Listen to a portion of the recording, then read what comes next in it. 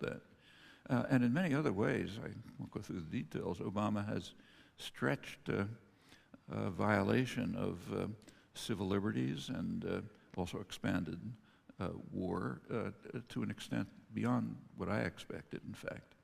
In Afghanistan, for example, the U.S. and its allies, like Australia, now have forces well beyond the peak of Soviet forces during their occupation of Afghanistan.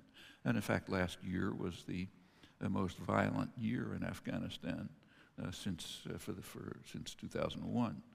It's not a pretty picture.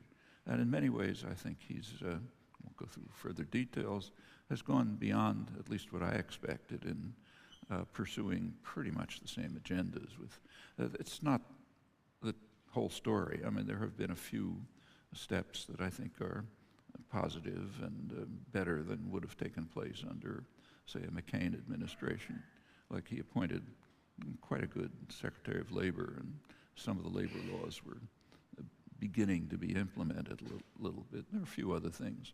But in general, the picture is not pretty, and I think the strongest thing he has going for him, and what may, in fact, win the election, is just that the opposition is practically off the planet. You know, I don't know if you've been following this. There's nothing like it in the history of parliamentary democracy that I can think of. And maybe for that reason he'll be reelected with maybe parts of his base voting for him. But he's actually lost a large part of the base that enthusiastically worked for him and not just voted, but organized and so on, and are terribly disillusioned, and with justice. Could we turn to Israel and Palestine? Of course, there are many issues that we could take up, but let's look at prospects. You've said that under Obama, the Palestinians will be offered fried chicken, nothing more. What do you mean by that? That phrase, fried chicken, is actually not mine. It comes from the Netanyahu administration.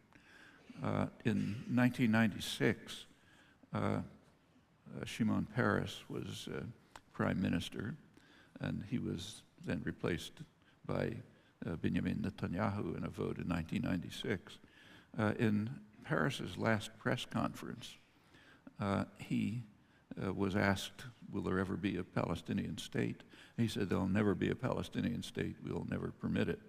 Now, actually, that wasn't well reported for an interesting reason.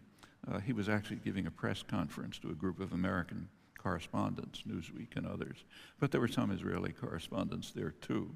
And you can read about it in the Israeli press. In the Hebrew press, there was no translations at that time. The reason it wasn't in the American press is that in the middle of Peres's press conference, news came through that a verdict was coming in the O.J. Simpson trial.